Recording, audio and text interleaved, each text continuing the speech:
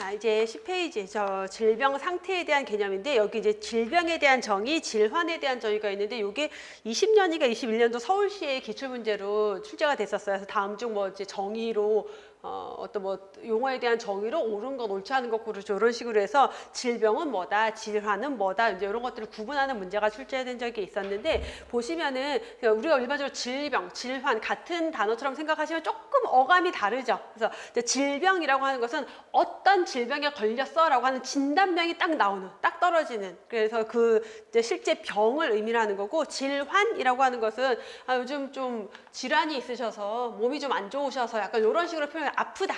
일리스라고 하는 게 아프다라고 하는 거죠. 그래서 디지즈는 병이고 일리스는 아프다라는 의미예요. 그래서 그렇게 개념을 조금 구분해 보시면 되겠고, 그래서 질병, 디지즈라고 하는 것은 생물학적인 차원의 개념이에요. 그래서 생물학적으로 우리가 검사를 쭉 해봤더니 어떤 질병이 있더라라고 하는 딱 명확하게 진단을 내릴 수 있는 것. 그래서 병리적 또는 생리적 관점으로 보는 거죠. 그래서 어떤 우리 몸의 구조, 기능에 변화가 생겨서 의학적으로 봤을 때 이거는 무슨 병이야? 라고 할 수 있는 게 디지즈, 질병이라고 하고요. 자, 일리스는 그냥 몸져 누웠어. 좀 병환이야. 이런 식으로 우리가 표현을 하는 거예요. 그래서 개인적이고 사회 심리적인 차원의 개념이다. 그래서 질병 경험을 의미하는 것. 그러니까 질병을 경험한다는 게 뭐예요? 아프다라는 거예요. 몸이 좀 안 좋다라는 거예요. 그런 의미. 그래서 결국 이제 여러 개의 질병이 하나의 질환으로, 하나의 특성으로 몸져 눕게 할 수도 있고, 예를 들어서 뭐 관절염도 있고, 내가 디스크도 있어요. 관절염이라는 하나의 질병,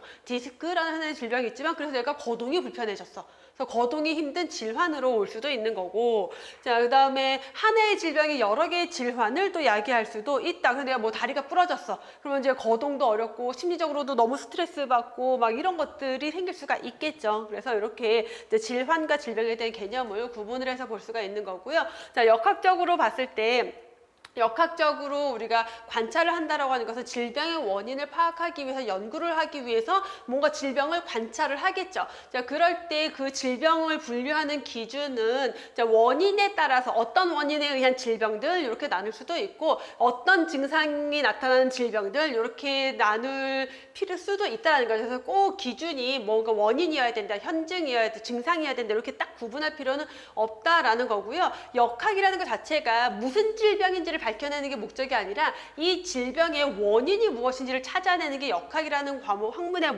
목적이에요. 자, 그러다 보니까 발병 원인, 발생 위험 요인 이런 것들을 조금 더 효율적으로 찾아내는데 유용한 기준이면 된다. 그래서 뭐 어떤 기준이어야 된다라는 게 아니라 원인을 찾기에 적절한 기준이면 된다라는 거죠.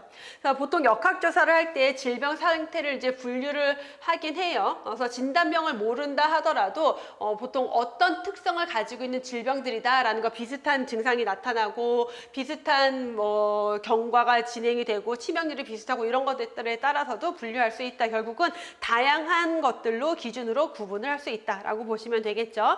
자, 건강보호의 책임에 대한 개념이 변화되고 있다. 자, 예전에 우리가 중세기나 뭐 18세기나 19세기나 이때 생각하면요. 질병의 원인은 그냥 질병은 그냥 본인의 책임인 거예요. 본인이 아프면 본인이 건강관리 못한 거예요. 그래서 본인이 알아서 해야 된다라는 거죠.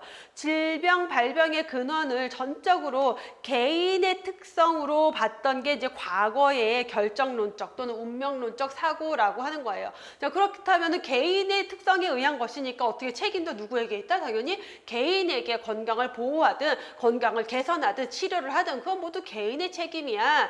돈이 없어서 치료를 못한다? 그건 그냥 본인의 문제야 라고 봤던 게 과거의 건강에 대한 책임의 특성이었다면 지금은 어때요? 국민들이 다 죽어 나가는데 국가가 뭐 하고 있는 거야? 우리는 당연하게 요구를 하잖아요. 사회적 책임으로 변화가 됐다라는 거예요. 자, 질병 발병의 근원적인 원인이 대부분은 생활 환경에 있고, 자, 생활 환경은 결국은 어떤 사회 공동체 안에서 형성이 된다. 결국은 뭐냐면 다양한 뭐 기후 변화라던가 미세먼지라던가 이런 것들이 우리의 건강에 영향을 미치죠. 근데 내가 개인적으로 미세먼지를 관리할 수 있어요? 환경 기후 변화를 내가 개인적으로 관리할 수 있어요? 없단 말이에요. 결국은 사회가 주체적으로 건강에 위해가 되는 요인들을 방지하고 건강 보호를 위해서 노력을 해야 된다. 그래서 사회적인 책임이 지금은 강조되고 있다. 사회 공동체 책임으로 변화되고 있다라고 설명하고 있는 거죠. 자, 그래서 현대에 와서 건강이라고 하는 것은 인간의 기본권이다라고 봐요. 건강권이라는 표현을 쓰게 되는데 사람은 살면서 기본적으로 누려야 될 권리로서 건강이라는 게 있다. 건강할 권리가 있다라는 거죠. 자, 그렇기 때문에 건강 형평이라는 개념이 대두가 돼요. 누구나 건강할 권리가 있기 때문에 건강도 형평해야 된다라는 개념을 보고 있는 거죠. 그러면 형평한 건강을 갖기 위해서는 보건의료 서비스를 이용하는 데 있어서도 형평성이 보장이 돼야 된다. 아니, 돈 많은 사람만 병원 이용하고 돈 없는 사람은 병원 이용을 못하면 건강의 형평이 깨지고 보건의료 서비스 이용의 형평이 깨져 있는 상태다라고 볼 수가 있는 거죠. 그래서 건강 형평이라는 거에 대한 정의도 같이 시험 문제로 출제가 됐었는데, 자, 모든 사람들이 나의 건강 잠재력을 완전하게 발휘할 수 있도록 공정한 기회를 가진다. 건강 형평, 이게 무슨 말이냐면은, 자, 누구나 다 건강 위해 어떤 위해 요인으로부터 위협을 받을 수가 있어요. 건강에. 그랬을 때 건강 잠재력은 뭐예요? 이걸 극복할 수 있는 나의 어떤 잠재력, 신체적, 정신적, 사회적 활력이라고 했죠. 자, 그런 것들을 발휘할 수 있는 기회가 있어야 된다라는 거예요. 그럼 그 기회가 있기 위해서는 어때요? 내가 보건의료 서비스도 이용할 수 있어야 되고요. 적절한 보건교육도 받을 수 있어야 돼요. 그래야지 그런 잠재력을 발휘할 수가 있겠죠. 자, 그래서 이 건강 형평을 위해서는 사회 공동체가 제도적으로, 법적으로 그런 책임을 가지고 있어야 한다라는 걸 계속해서 강조하고 있다라는 거죠. 그래서 건강 형평에 대한 정의. 자, 그럼 보건의료 서비스도 형평이 이루어져야 된다라고 하는데, 보건의료 서비스의 형평은 우리가 세 가지로 볼 수가 있는데, 모두 내가 어떤 건강에 대한 요구가 있어요. 어떤 건강 문제가 있어서 거기에 대한 보건의료 서비스에 대한 이용의 요구가 있을 때 가용 서비스에 대해서 동등한 접근. 내가 시골에 살고 있다 보니까 병원 집 근처에 병원이 없어. 아예 갈 수가 없어요. 그러면은 서비스에 동등한 접근이 불가능해지는 거죠. 돈이 없어서 병원을 갈 수가 없어. 그러면 동등한 접근이 불가능해지는 거예요. 그래서 모든 사람이 가용 서비스, 우리가 이용 가능한 모든 서비스를 동등한 권리, 이용할 수 있는 권리가 있다라는, 누구나 이용할 권리가 있다라는 거죠. 그러면 그 권리가 보장받기 위해서는요, 공평한 분포가 되어야 된다. 다시 말하면 지역마다 1차 병원, 2차 병원, 3차 병원이 골고루 분포가 되어 있어야지 동등한 접근이 가능하다라는 거죠. 또 방해 요소가 없어야 된다는 게 결국은 뭐 경제적인 장벽, 지리적인 장벽, 시간적인 장벽, 이런 것들이 없어야지 동등한 접근이 가능해지는 거고요. 그 다음에 동등한 이용. 그래서 어쨌든 접근이 가능해서 내용을 이용하게 됐는데, 자, 이용하고자 할 때 어떤 사회경제적 불리함으로 인해서 이용하지 못하면 안 된다. 그래서 접근은 가능했어요. 근데 너무 비싸서 내 돈으로는 도저히 이용을 못 하겠어. 그러면은 또 이용이 어려워지는 거기 때문에 이용이 가능하게 만들어줘야 된다. 그래서 동등한 접근, 동등한 이용. 그래서 이 동등한 접근이 좀 지리적 개념이고, 동등한 이용이 조금 더 경제적 접근에 가깝다라고 보시면 될 것 같아요. 자, 그 다음에 이용을 하는데, 아니, 저 사람한테는 엄청 고퀄리티의 서비스를 제공하고 나한테는 이거밖에 안 해줘? 이러면 안 되겠죠. 그래서 질적인 서비스가 동등해야 된다라는 것. 그래서 제공자들로부터 양질의 보건의료 서비스를 동등하게 받을 권리가 있다라는 거죠. 요 세 가지에서 동등한 접근, 동등한 이용, 동등한 질적 서비스가 제공이 되어야 한다. 자, 마지막으로 삶의 질 개념으로 넘어가 보면요. 자, 퀄리티, 삶의 라이프, 퀄리티 오브 라이프에서 퀄이라고 하는데, 삶의 질 같은 경우는 굉장히 다양한 의미를, 우리가 삶의 질 수준이 높다. 나는 뭐 돈이 없어서 삶의 질 수준이 떨어져. 내가 사는 지역에 있어서 삶의 질이 떨어져. 건강 때문에 삶의 질이 떨어져. 다양한 것들을 다 설명할 수가 있겠죠. 자, 그래서 건강 상태, 기능, 뭐 안녕, 생활 만족, 행복감 여러 가지를 가지고 있어서 한마디로 정의하기는 어렵지만 우리는 보건의료 분야잖아요. 그럼 뭐에 대해서 포커스를 두겠어요? 건강으로 인한 삶의 질에 포커스를 두고 있겠죠. 그래서 건강 관련 삶의 질을 주로 논하게 된다라는 것. 그래서 건강 개념에서의 삶의 질 이제 우리가 건강적인 부분에서의 삶의 질을 설명을 한다라는 거고요. 그래서 삶의 질의 측정 방법을 보면은 측정 방법은 당연히 굉장히 다양하겠죠. 삶의 질 수준이 높으냐 낮으냐를 측정하는 방법인데 그걸 측정하는 기준은 굉장히 다양할 거예요. 근데 이제 주로 보편적으로 보는 5가지를 보면은 신체 활동 기능도, 내가 예를 들어서 뭐 다리나 손이나 어디 기능에 장애가 있어서 활동에 불편이 있다라면은 삶의 질이 좀 떨어질 수 있겠죠. 주관적 또는 지각적인 건강 상태, 내가 느끼는 건강 상태. 그래서 제가 누가 무슨 방송하는데 방송하는 사람을 보니까 이가 너무 아파서 너무 힘들어하는 거야. 치통 때문에. 근데 치과에 갔어요. CT를 찍었는데 아니 충치가 없고 아무 문제가 없는데 어디가 도대체 아프시다는 거예요. 그러는 거예요.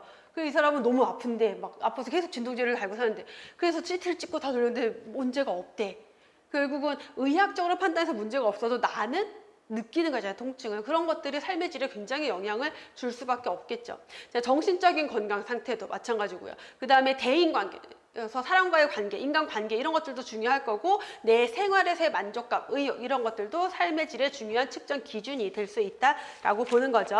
자, 넘어가서 이제 건강을 그런 결정하는 요인, 건강과 관련된 이론들을 좀 살펴볼 건데 먼저 첫 번째 나오는 게 건강의 장 이론이라는 게 나와요. 1974년 랄론드. 자, 이 1974년 랄론드 보고서는 여러분들이 보건학을 공부하면서도 계속해서 나올 거예요. 그래서 굉장히 중요한 사람이고 그 당시에 캐나다 우리나라로 치면 보건복지부 캐나다 보건성 장관이었는데 1974년, 1900년대 중반 이후 들어가면서 이제 그 전 세계적으로 특히 서구 사회에서 만성 질환으로 인한 사망률이 굉장히 높아졌죠.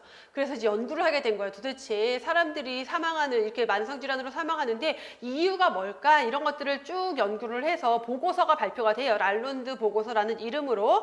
그래서 그 보고서에 따르면은 사람들의 건강, 사망에 영향을 주는 결정적인 4가지 요인들이 있더라. 그 4가지가 뭐다? 생물학적인 요인, 환경적인 요인, 생활 양식, 보건의료 체계 이 4가지로 규정을 했어요. 자, 그래서 생물학적 요인이라고 하는 것은 나의 유전적인 특성. 그래서 유전적인 것은 내가 우리 부모님으로부터 물려받은 거죠. 이거는 뭐 바꿀 수가 없어요. 근데 사실 굉장히 많은 질병에서 유전적인 특성이 굉장히 강해요. 그래서 이런 것들이 영향을 미친다라는 거고 환경적인 요인. 그래서 내 주변 환경이 얼마나 위생이 좋으냐 안 좋으냐, 미세먼지가 많으냐 이런 것들도 영향을 미칠 거고요. 뭐 대기오염이 심각하냐, 수질오염이 심각하냐, 생활 습관, 내 평소의 생활 습관, 주로 먹는 음식이 뭐고, 신체 활동은 어떻고, 음주, 흡연 이런 것들이겠죠. 자, 보건의료 체계는 그 국가의 보건의료 체계. 자, 우리나라 같은 경우는 건강보험제도가 있잖아요. 그럼 여러분들이 어느 병원 건강보험료를 매달 납부를 하다가 병원에 건강에 문제가 생기면 어느 병원이든 가서 그냥 보험 적용을 받고 치료를 받으면 돼요. 그래서 병원비에 대한 부담이 있긴 하지만 그렇게 굉장히 높은 나라는 아니에요. 이게 우리나라의 보건의료 체계고 그 다음에 병원이 뭐 어디에 다 있고 어떤 식으로 이용할 수 있고 이런 것들이 그 국가 국민들의 건강에 영향을 미친다라는 거예요. 그럼 우리나라 같은 경우는 1차 병원에 보통 이제 대학병원의 전문의들, 정형외과 전문의, 흉부외과 전문의 이런 사람들이 다 동네 의원을 개원을 했단 말이에요. 그게 사람들의 건강에 영향을 미치게 돼요. 그러니까 의료 이용에 영향을 미치고 그게 건강에 영향을 미치고 뭐 미국 같은 경우는 대부분 민간보험이란 말이에요. 그럼 보험에 가입되어 있지 않은 사람은 건강 문제가 있어도 병원에 가기가 어려워요. 그러니까 질병을 조기에 발견하고 치료하는 게 어려워지겠죠. 이런 것들이 건강에 영향을 미친다라는 거죠. 그래서 이 4가지가 가장 중요한데 그 중에서도 사람들의 건강에 가장 영향을 많이 미치는 건 뭐다? 생활 습관이 가장 큰 영향을 미친다라고 강조를 하고 있어요. 그래서 생활 양식이랑 환경 요인 2가지를 가장 강조했는데 그 중에서도 가장 크게 영향을 미치는 것은 생활 습관이다 라고 보시면 되겠고요. 생활 양식, 생활 습관 같은 말이죠.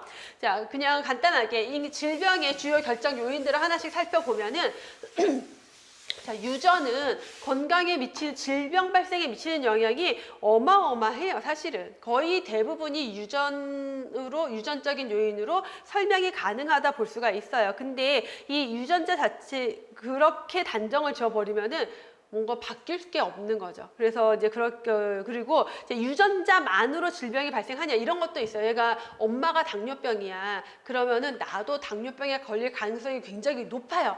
근데 이 유전적인 것도 있지만 뭐가 있냐면 우리가 같은 생활 습관을 공유하고 있단 말이에요. 같은 환경, 같은 생활 습관, 먹는 음식이 비슷하고 생활 습관이 비슷해지고 그러면은 그게 다시 영향을 미치는 거죠. 그래서 결국은 유전자 자체가 질병의 주요 결정 요인이야 라고 하기보다는 이 유전적 특성 때문에 질병에 걸리기 쉬운 사람인데 어떤 요인이 딱 들어왔다? 그럼 더 쉽게 질병이 발생이 되겠죠. 그래서 다른 요인과 보통은 상호작용을 하면서 질병 발생에 영향을 미쳐요. 그래서 일종의 감수성 요인의 하나로 여겨진다. 자, 감수성 요인이라고 하는 것은 감수성이 있다라고 하는 것은 질병에 걸리기 쉬운 상태다라고 생각하시면 돼요. 그러면 엄마가 당뇨병이었다. 그럼 나는 당뇨병에 대한 감수성이 높은 사람이다라고 생각하시면 돼요. 그러니까 미리미리 더 식단 관리나 이런 것들을 체중 관리나 식단 관리를 해야 되겠죠. 이렇게 본다라는 거고. 때로는 유전자 자체가 그냥 원인이 되기도 해요. 예를 들어서 유방암 같은 경우는 뭐 브로카 유전자라고 해서 그런 이제 돌연변이 유전자가 있으면은 그냥 그 유전자만으로 유방암이 걸릴 가능성이 굉장히 높기 때문에 이제 헐리우드 배우 중에 하나가 그래서 예방적인 차원으로 유방절제술을 하고 보형물을 넣었어요. 왜냐하면 이 유전자가 있으면요 거의 걸릴 확률이 굉장히 높다라는 거예요. 그런 것도 있지만 대부분의 유전적 요인은 이렇게 감수성 요인으로 본다라는 거. 자, 두 번째 성 관련 요인이 있는데 자, 건강과 질병은 수명의 성별 차이가 그러니까 그 건강과 질병 현상, 수명 이런 것들이 성별의 차이가 일관되게 나타나는데 그러니까 남자랑 여자를 비교했을 때 평균 수명이 누가 더 길어요? 여자가 더 평균 수명이 길어요. 웬만하면 여자가 좀 더 오래 살아요, 보통은.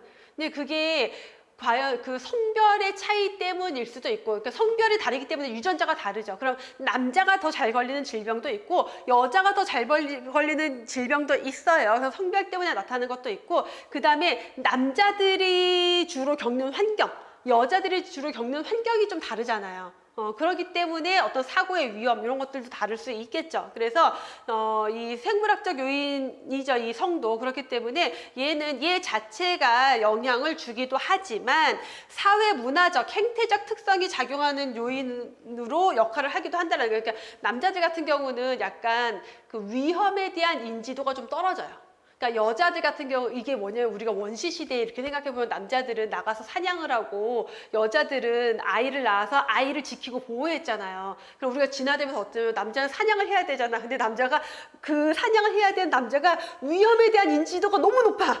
그러면 호랑이를 보는 순간 어떻게 돼요? 너무 무섭잖아. 도망가야지. 사냥을 할 수가 없는 거예요. 그러니까 그렇게 진화가 된 거고 뭔가 달려가면 남자는 쫓아가야 돼. 그래서 남자는 목표가 있어야지만 어떤 목표 지향적인 성향이 되게 강하고 여자는 아기를 낳아서 지켜야 되잖아요. 그러니까 아기를 지키려면 어떻게 해야 돼요? 위험에 대한 인지를 빨리 해야 돼요. 그러니까 조금만 무서운 상황이 돼도 너무 위험해 조심해야 돼 이게 되기 때문에 그래서 남자들은 태어나서 그 성장하는 과정에서 죽을 수 있는 위험한 모든 행동을 해본대요.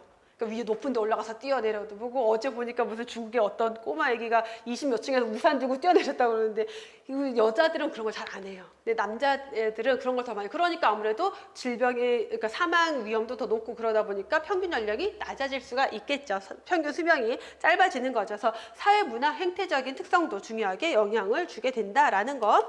자, 생활 습관과 건강 행태 요인. 당연히 우리 건강에 미치는 영향이 가장 크죠. 그래서 흡연, 신체 활동, 운동, 음주, 식이, 자기관리 같은 것들, 그 다음에 뭐 직업의 유형이 무엇이냐, 보건 지식을 받아들이는 나의 태도, 보건 교육을 했을 때 내가 어떤 가치관, 어떤 태도를 가지고 있느냐, 자, 이런 것들은 당연히 가장 중요한 결정 요인이다라고 볼 수가 있겠고, 자, 개인의 사회경제적 수준이라는 게 나오는데, 자, 나의 직업이 있는지 없는지, 그 다음에 직업이 내가 사무직이냐, 건설직 노동자냐, 뭐 아주 뭐 화학물질을 취급하는 근로자냐 이런 것들이 건강에 영향을 미치겠죠. 그래서 직업의 유무, 직업의 종류, 그 다음에 나의 주거 환경. 자, 주거 환경, 작업 환경은 사회 경제적 수준이 높은 사람은 사회적으로 교육 수준이 높고 경제적 수준이 높은 사람은 어때요? 조금 더 환경이 좋을 수가 있겠죠. 그래서 그런 것들, 그다음에 교육 수준도 사회경제적 수준에 들어가는 거고 결국은 경제적인 거기 때문에 재산 정도, 가족 상태 이런 것들을 사회경제적 수준이라고 해요. 자, 1980년 영국에서 발표된 블랙 리포트라는 게 있는데 여러분들이 이렇게 보다가 뭔지 모르는 리포트가 나왔다. 라고 하면은 요 블랙 리포트랑 비슷한 것들이 이런 만약에 정말 듣도 보도 못한 리포트가 나오면은 그렇게도 생각하시면 되는데, 이게 뭐냐면 영국 같은 경우는 이제 사회보장 되게 강국이잖아요. 그러면서 사회보장제도를 마련을 하면서 이런 사회 경제적 수준에 따른 격차, 불공평 이런 것들에 대한 관심이 굉장히 많았어요. 그래서 그런 분야의 리포트가 되게 많이 발표가 돼요. 그래서 블랙 리포트, 마모 리포트 뭐 이런 것들이 조금 있는데, 어쨌든 이제 블랙 리포트에서 보면은 이제 보고서를 발표를 했는데, 보니까 전문직에 비해서 비숙련 육체 노동하는 사람들이 전문직에 종사하는 사람들보다 사망률도 높고 질병에 대한 이완율도 높더라라고 보고를 하고 있다라는 거예요. 자, 그럼 결국 이런 직업의 종류라는 것 자체가 사회 경제적 수준이고, 사회 경제적 수준에 따라서 사망률, 이완율의 차이가 있다라는 걸 발표하는 게 블랙 리포트예요. 자, 그래서 사회 경제적 수준이 높은 계층의 사람들은 사회 경제적 수준이 낮은 사람들보다 더 오래 살고 더 나은 건강 상태를 유지한다. 자, 질병 발생 양상에도 차이가 있다. 그래서 결론이 뭘까요? 국가가 사회 경제적 수준이 낮은 사람들의 건강을 보호하기 위한 어떤 시스템을 마련을 해야 된다. 자, 이런 것들을 주장한 게 블랙 리포트라는 거예요.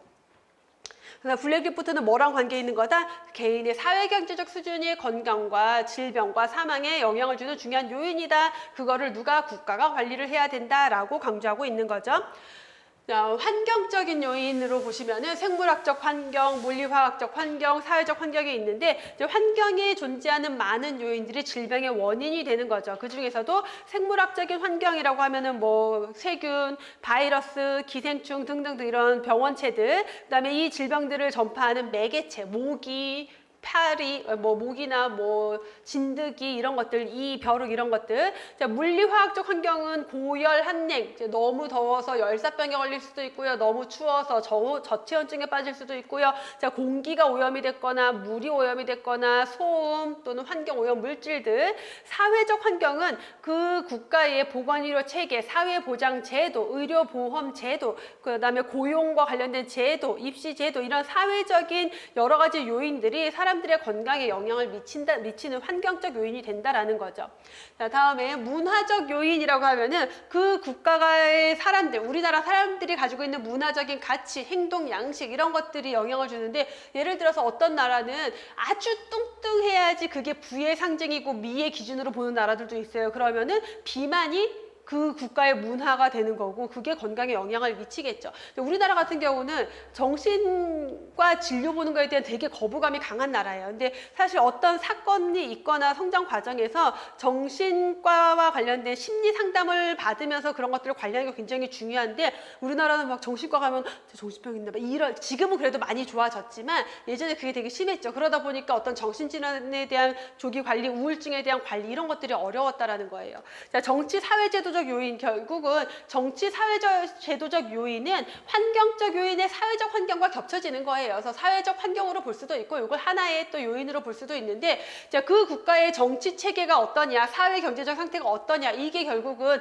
그 국가의 보건의료 체계에 영향을 미친다라는 거예요. 예를 들어서 영국이나 프랑스나 독일이나 이런 이제 유럽 같은 경우는 정치적으로 봤을 때 그런 그 사회 보장 제도에 대한 중요성 이런 것들을 굉장히 강조하는 나라들이에요. 그러다 보니까 국가적인 어떤 보건의료 체계의 관리가 더 철저하게 이루어지고, 뭐 영국 같은 나라들은 무상의료 같은 것들, 그래서 모든 국민이 돈이 없어서 치료를 받지 못하는 이런 상황을 만들지 않는다라는 거고, 미국 같은 나라는 어때요? 철저한 자본주의 국가예요. 그러니까 의료와 관련돼서도 민간의료보험이 더 활성화되어 있고, 그러다 보니까 돈이 없는 사람은 치료받기가 어려워지고 결국 그 국가 국민들의 건강에 영향을 줄 수밖에 없겠죠. 자, 이렇게 보시면 됩니다. 자, 다음에 질병 발생 모형으로 넘어가 보면은, 질병 발생 모형이라고 하는 것은 건강은 이런 거야, 질병은 이런 거야 라고 설명하는 모형들인데, 자, 생의학적 모형, 그리고 생태학 역학적인 모형, 요거 역학적인 모형, 뭐 전인적 모형 이렇게 쭉 넘어갑니다. 그래서 하나씩 보시면, 생의학적 모형이 이제 19세기, 18세기 아니지 19세기 초반 그쯤으로 생각을 하시면, 초반에서 중반 정도로 생각하시면 되는데, 아까 우리가 건강 개념에서 봤던 신체 개념 있었죠? 그 질병은 뭐다? 신체적으로 문제가 생긴 게 질병이야 라고 하는 게 이 생리학적 모양이에요. 그래서 아까 제가 심신이원론 뒤에 가면 데카르트라고 뭐 나올 건데요 했던 게 요 내용이죠. 그래서 데카르트라는 철학자가 정신, 신체, 이원론, 심신, 몸과 마음이 분리되어 있어라는 철학적인 주장을 했고요. 자, 거기에 따라 그와 동시에 요 시대에 이제 생물학적으로 세포이론, 그다음에 세균설, 그러니까 그 질병의 원인이 되는 뭐 콜레라균, 탄저균, 결핵균 이런 원인균들을 그 이전에는 그런 균을 발견하지 못했어요. 그래서 질병의 원인이 정확하게 뭔지 몰랐는데 그런 세균들을 발견을 하게 된 거죠. 자, 그런 것들이 발전이 되면서 이제 그 건강을 설명하는 데 있어서 생물학적인 구조 과정으로만 질병을 설명하게 된 거예요. 자, 이게 여러분들이 보건학에서 역사 파트 들어가면은 파스테르, 코흐 이런 학자들이 나오는데 파스테르와 코흐가 대표적인 이제 미생물, 질병의 원인균들을 밝혀낸 학자들이거든요. 그래서 이 학자들이 이제 그 전에는 콜레라는 뭐 예전에 그 히포크라테스는 나쁜 공기에서 걸리는 거야라고 했는데 그 이후에도 어떤 학자가 존스노런 학자가 또 역학조사를 해서 아니야 콜레라는 물에 있는 무언가에 의해서 걸리는 거야. 근데 그게 뭔지는 모르겠어라고 해왔는데 연구를 해보니까 콜레라 균이 이제 발견이 된 거예요. 그래서 콜레라는 이 콜레라 비브리오 콜레라 세균인데 그 세균에 가면 세균이 내 몸에 들어가면은 콜레라에 걸리는 거야. 그럼 콜레라에 안 걸리려면 어떻게 하면 돼? 그 세균만 막으면 돼. 자, 요게 이 이론에 딱 들어오게 되는 거예요. 그래서 그러면은 돈이 많은 사람이든 돈이 적은 사람이든 나이가 많든 적든 뭐 귀족이든 뭐 평민이든 뭐 하위 노인 뭐 그 노예든 다 상관없이 세균에 감염이 되면 누구나 질병에 걸리는 거야라는 게 된 거죠. 자, 그러니까 사회, 문화, 인간의 일상생활 이런 것들은 완전히 다 배제하고 오로지 생물학적 구조 과정에서만 질병을 설명을 하게 된 거예요. 그래서 질병은 뭐다? 신체의 기능이 정상적인 상태, 내가 움직이는 데 문제가 없는 정상적인 상태에서 벗어나는 것, 일탈된 것, 잠깐 벗어나 있는 상태가 질병이야 라고 설명한 게 이 생리학적 모형이라고 하는 거죠. 그래서 이제 주요 내용들을 보면은 건강, 질병을 생명의 기계론적 관점으로만 봤다. 인간을 영혼이 배제된 기계 같은 존재로 인식했다. 왜? 심신이원론이라는 철학적 사조가 있었기 때문에 그 심리적인 거, 정신적인 거는 인간이 관여할 분야가 아니야. 그거는 신의 영역이야. 그것과 나의 그냥 내 어떤 기계에다 자동차 하나 갖다 놓고 거기다 신이 그 영혼을 넣어준 거예요.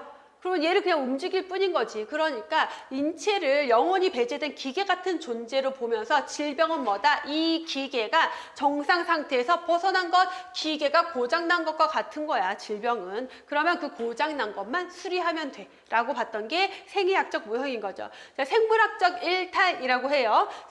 그 질병을 어떻게 생물학적인 기능이 정상 상태에서 벗어나 있으면은 질병이야 라고 설명을 한 거죠. 그러면 건강은 뭘까? 자, 건강은 질병에 걸리지 않았으면 그냥 건강이다. 그러니까 건강에 대해서 굳이 정의할 필요가 없었던 거예요. 우리 차가 잘 돌아다니고 있어. 아우, 저 차 건강하네 라고 안 하잖아요. 그렇죠? 근데 차가 고장이 나면은 고장났어 라고 해요. 그러니까 고장나지 않았으면 건강한 거예요, 그냥. 그렇게 인간을 봤다라는 거죠. 건강은 신체가 정상적으로 기능을 하는 상태. 다시 말하면 질병이 없는 상태는 건강한 거다. 그래서 건강과 질병을 이렇게 철저하게 이분법적으로 설명을 했다라는 거죠. 자, 특정 병인론. 그러면 그 신체가 고장나는 데는 원인이 있다. 특정 병원체가 있는데 그 병원체에 의해서 고장이 난 거야 라고 본 거죠. 그래서 특정 병인론이라고 하는 거고요. 자, 콜레라의 원인은 비브리오 병원체예요. 비브리오 콜레라라고 하는 병원체에 의한 것으로 밝혀지면서 근데 여러분 어때요? 그 비브리오 콜레라에 보통 콜레라 언제 걸릴까요? 그러니까 더러운 물 먹었을 때 비위생적인 수질 관리가 안 돼서 물이 되게 비위생적인데 그 물을 먹으면 콜레라에 걸리는 거잖아요. 그러면 오로지 콜레라 균에만 포커스를 둘 게 아니라 우리는 물을 깨끗하게 관리를 해야 되겠죠. 콜레라가 살기 좋은 환경이 되면 안 되잖아, 물이. 근데 그런 것들을 완전히 고려하지 않았다라는 거예요. 그래서 콜레라의 직접적인 원인, 병원체에만 포커스를 두고 음용수, 매개체 같은 간접적인 요인들은 중요시하지 않았던 게 이 생리학적 모형입니다. 자, 과학적 중립성과 전문가 중심의 보건의료 체계다라고 하는데, 자, 그러면 우리 여러분 자동차 고장나면 어떻게 해요? 공업소 가야지. 그러면 거기에서 엔지니어가 자동차 수리해주는 엔지니어가 딱 보고 진단하고 고쳐주잖아요. 인간의 신체를 그렇게 봤다라는 거예요. 그럼 우리가 자동차 가지고 갔는데 이 자동차 공업사의 그 엔지니어가 아유 너는 그동안 어떤 주인 만나서 어떻게 지냈으니까 너의 수리는 좀 이런 측면으로 해볼게 이러지 않잖아요.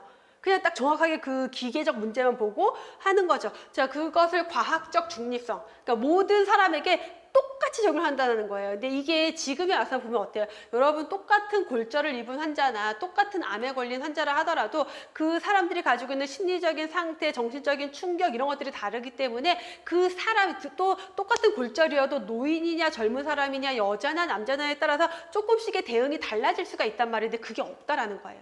그냥 걸렸으면 똑같은 의학적인 관점으로 과학적인 관점으로만 봤기 때문에 과학적 중립성을 가지고 있었다라는 거고 전문가 중심의 보건의료 체계다. 누가 건강관리하는 거예요? 의사가 해야 되는 거예요. 의사가. 그래서 의학은 질병을 객관적으로 관찰하고 원인과 기전을 파악해서 과학적으로 중립적 자세에 있었다. 그리고 건강을 미리미리 내가 관리하는 게 아니라 오로지 문제가 생기면 전문 보건의료인에 의해서 관리가 이루어졌다라는 것.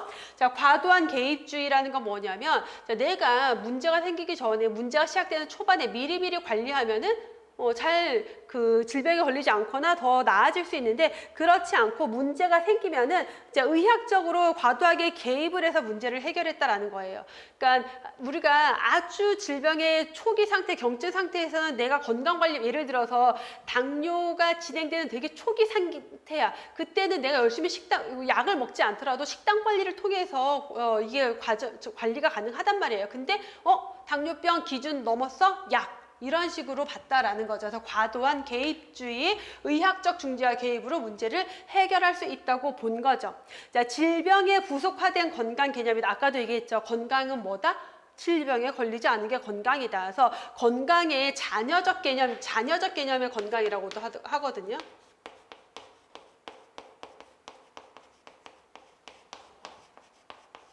자녀적 개념의 건강, 질병에 걸리지 않고 남아있는 게 건강이다. 건강은 질병에 부속화된 개념이다. 그래서 건강에 대한 개념을 적극적으로 규명하지 않았다라고 하는 거죠. 그래서 건강은 정의할 필요가 없었던 거예요. 질병에 걸리지 않고 남아있으면 그게 건강이니까. 자, 그래서 이 생리학적 모형의 한계점들을 보면은 자, 질병 발생에 우리가 앞에서 우리 현대에 와서는 건강 결정 요인들에 이런 것들이 있었죠. 뭐 사회적인 요인이나 문화적인 요인이나 정치적인 거 다 영향을 준다라고 했는데 그런 것들을 너무 다 배제했다라는 거예요. 그러다 보니까 감염병을 설명할 수는 있었어요. 콜레라, 결핵 이런 것들을 설명할 수 있었는데 만성퇴행성 질환, 당뇨병이나 고혈압이나 뭐 암이나 이런 것들을 설명하기가 어렵다라는 거죠. 의학에 너무 의학적으로 과도한 개입주의이다 보니까 기술 만능주의에 빠지는 결과를 초래했다라는 거고요. 의학에 대한 효능이 너무 과대평가가 됐던 시기다라고 보시면 되겠죠. 환자를 수동적인 대상, 환자는 그러니까 자동차가 가서 그냥 가만히 있으면 알아서 고쳐주죠. 이런 인간은 이런 수동적인 대상으로 취급했다라는 거. 자, 다음에 역학적 모형이라고 하는데 자, 역학적 모형은 여러분들이 이제 보건학 들어가면 얘를 생태학적 모형이라고 해요.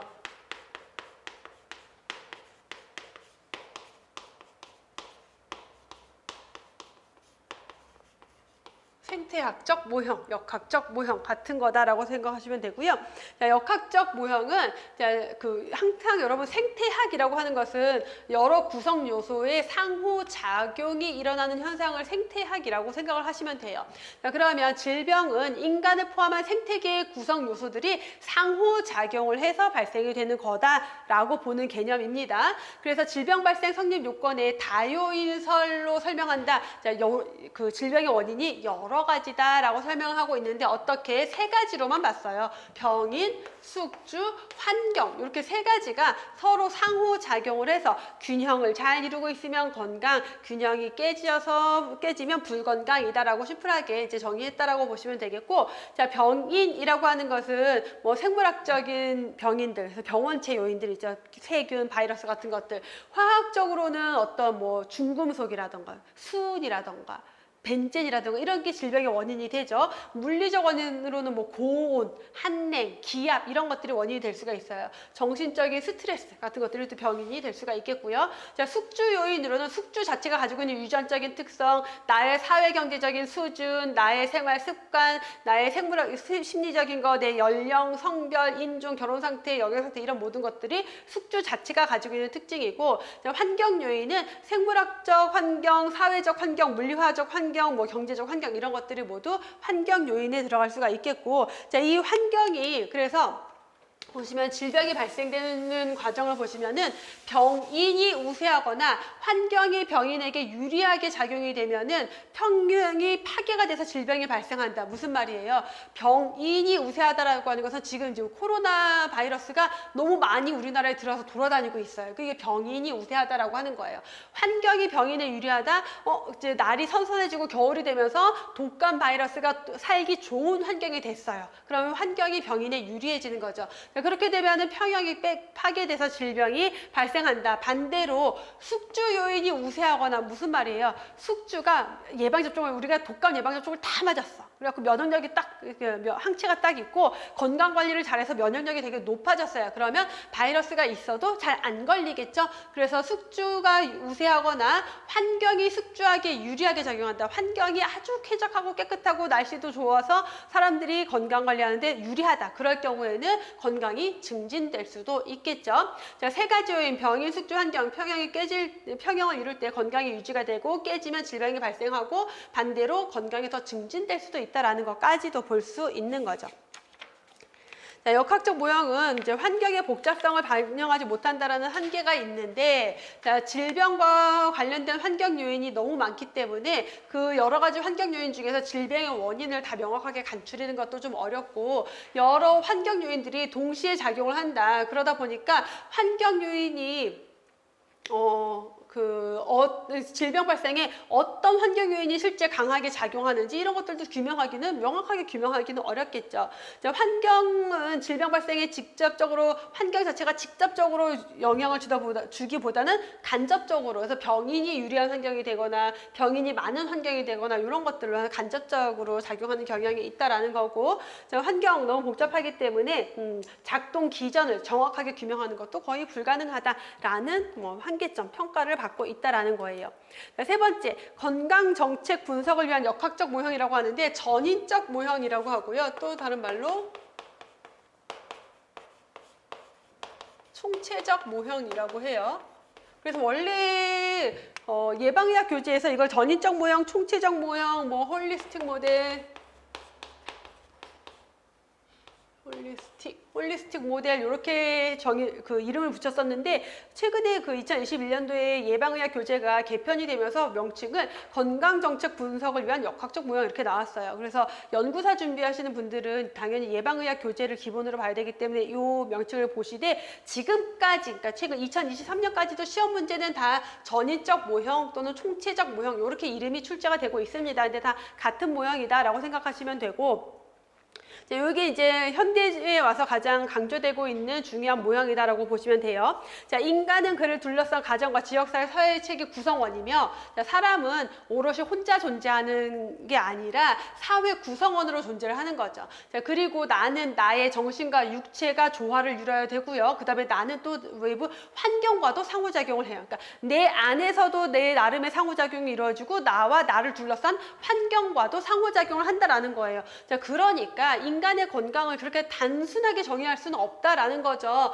자, 인간의 건강의 균형적인 발전을 위한 모든 요인들, 내 내부적인 거, 외부 환경에 여러 가지 나에게 영향을 미치는 요인들, 이런 것들의 관계로 설명을 해야 된다. 그래서 건강이란 사회의 내부 상태가, 그러니까 나를 둘러싼 사회와 나의 내부 상태가 역동적인 균형 상태. 역동적이다라는 게 뭐냐면 움직인다라는 거죠.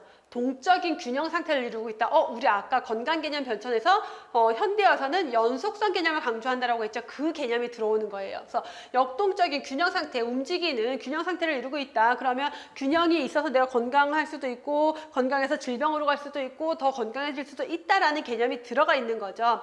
자, 질병은 개인의 적응력, 그런 잠재력 이런 것들이 감퇴가 돼서 조화가 깨질 때 사회와 내부 상태의 어떤 조화가 깨질 때 질병이 발생한다라고 설명하고 있죠. 그래서 이 전인적 모형의 구성 요소는 환경, 생활 습관, 그리고 생물학적 특성, 보건의료 체계 어디에서 본 거랑 똑같아요? 그렇죠. 랄론드 보고서, 우리 앞에서 랄론드 보고서 잠깐 봤잖아요. 첫 번째 나왔던 랄론드 보고서의 구성 요인 4가지가 그대로 전인적 모형, 총체적 모형의 구성 요소가 됩니다. 그래서 환경이라고 하는 것은 인간 질병에 직접적으로든 간접적으로든 영향을 미치는 요인이다. 그래서 물리적인 환경, 사회적인 환경, 사회적, 심리적 환경까지도 포함을 하고요. 자, 라이프 스타일, 생활 습관이라고 하는 것, 나의 여가 활동, 소비 패턴, 식생활 습관 이런 모든 것들이 질병에 영향을 미치겠죠. 자, 생물학적인 특성은 유전적인 요인들, 그래서 유전적 특성에 따라서 질병에 대한 감수성의 차이가 있다라는 거고, 자, 보건의료 체계는 그 국가의 보건의료 체계가 당연히 그 국민들의 건강에 영향을 미치겠죠. 그래서 보건의료 체계가 포괄적인 개념으로 예방, 치료, 재활 이런 것들을 포함해야 된다라는 거고, 자, 우리나라는 보건의료 체계가 치료 중심이에요. 그러니까 여러분들이 건강보험 적용을 받는데 막 어떤 질병 예방이나 건강 증진을 위해서 하는 게 별로 없잖아요. 근데 예를 들어 영국 같은 나라는 무상의료면서 예방 중심이에요. 그래서 미리미리 질병 관리해 주는 거. 그러면은 그게 그 국가의 국민들의 건강에 영향을 미치겠죠. 자, 마지막으로 웰리스 모형이 있는데, 자, 이 웰리스 모형 같은 경우는 거의 시험 문제에 출제가 안 됐고 그냥 이제 선택지 이거 이 설명에 이거 무슨 설명이게 해놓고 전인적 모형, 생의학적 모형, 웰리스 모형 이렇게 선택지로만 나왔었는데 요게 이제 조금 더 너무 간현대적 개념이에요. 그래서 요거를 좀 주의 깊게 제가 보고 있었는데 최근에 작년 시험 문제에 요게 나왔어요. 그래서 이제 앞으로는 아마 출제가 가능하다라고 보여지는 내용이고요. 자, 웰리스, 우리가 웰빙 하잖아요. 그 웰이에요. 그러니까 잘 산다라는 개념인 거죠. 그래서 웰리스라는 그 개념을 던이라는 학자가 처음 소개했는데, 이 던이라는 학자가 건강과 질병의 연속선 개념을 강조한 사람이에요. 그래서 자, 웰리스라는 건 뭐다? 자, 개인의 생활 환경 내에서 내가 가지고 있는 잠재력, 요 잠재력 우리 어디서 봤냐면 생활 수단의 개념 할 때 건강에 대한 개념 변천, 신체, 심신, 생활 수단의 개념 할 때 생활 수단의 개념에서 잠재력이라는 게 나왔어요. 그게 이제 여기서 나오는 거예요. 그래서 그 잠재력을 극대화하는 통합된 기능 수단이 웰리스다. 그래서 잠재력이 극대화되어 있다라고 하는 것은 내가 아주 신체적, 정신적, 사회적으로 활력이 굉장히 좋아서 어떤 위의 요소가 들어오더라도 그거에 의해서 질병에 걸리지 않고 막아낼 수 있는 그러한 잠재력이다라고 생각하시면 돼요. 자, 그걸 극대화하는 통합된 기능 수단을 웰리스라고 정의를 하고 있고요. 상위 수준의 웰리스에 도달을 했다라고 하는 것은 이 사람은 이 잠재력이 굉장히 강한 거예요. 그러니까 고차원적인 기능을 할 수가 있다. 어떤 위의 요인이 오더라도 그걸 막고 건강을 유지하는 그러한 삶을 살 수 있다라고 보는 거죠. 자, 개인적인 기능에 있어서 신체적, 정신적, 영적인 부분에 있어서 전인적 통합을 이루는 개념이다. 결국은 어떤 개인에 대한 건강을, 개인을 설명을 할 때 그 사람에 대한 신체, 정신, 영적인 것까지 다 통합해서 사람을 설명하고 있다라고 하는 거죠. 자, 환경축과 건강축으로 된 웰리스 4분면을 제시했다라고 하고 있는데 요 그림이에요. 그래서 자, 요 가로선이 건강축, 세로선이 환경축으로 이루어져 있고요. 자, 이 가로선에서 이제 건강은 연속선 개념이라고 했죠. 그러면 자, 여기 건강축에 있는 사람이 그냥 건강한 사람인데 이 사람이 일로 더 갈수록 더 건강해져서 상위 수준의 건강, 어떤 최적의 건강을 달성할 수 있는 거고, 이쪽으로 이동하면 어떻게 돼요? 질병으로 가서 사망에 이를 수가 있겠죠. 자, 세로축은 환경축이에요. 그래서 위쪽은 건강에 좋은 환경, 아래쪽은 건강에 안 좋은 환경에 처해 있다라는 거죠. 그럼 어떤 사람이 자, 여기에 있다, 요 위치에 있다라고 하는 것은 건강한 상태인데 나의 환경도 아주 건강에 유리한 환경이에요. 그러니까 이런 사람들은 고차원적인 기능을 할 수 있는 그런 잠재력을 가지고 있다. 여기를 상위 수준의 웰리스라고 정의를 했어요. 자, 이쪽은 뭐예요? 환경은 건강한데 내가 건강이 좋지 않아요. 그러면 이 사람의 건강을 보호해야 하는 부분이 되는 거고요. 이 아래쪽은 나의 건강도 안 좋은데 환경도 불건강해요. 그래서 불건강한 상태인 거고, 자, 이쪽은 뭐예요? 나는 건강한데 환경이 좋지가 않아요. 우연한 상위 수준의 웰리스에 있는 상태다라고 네 가지를 정의를 했습니다. 자, 그래서 이 웰리스 모형에서 건강은 어떻게 정의를 하느냐?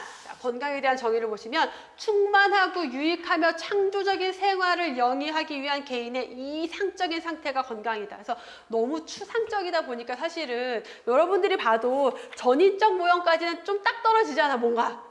조금 더 구체적이고 뭔가 좀 그럴듯한데 웰리스 모형은 약간 좀 넘어간 느낌? 도대체 웰빙이 뭔데? 우리 한동안 웰빙 되게 유행했잖아요. 웰빙 식단, 웰빙 했는데 도대체 웰빙이 뭔데? 약간 이런 너무 추상적인 게 있어서 거의 거론이 안 되다가 이제 계속 문제가 깊이 난이도 있게 들어가다 보니까 웰리스 모형도 문제가 나오고 있는데 그냥 이렇게 정의하고는구나 라고 보시면 돼요. 자, 그래서 이런 가장 이상적인 상태가 건강이고, 자, 건강은 예비적 준비 상태인 불건강을 극복하기 위한 힘과 능력, 그게 잠재력이라는 거잖아요.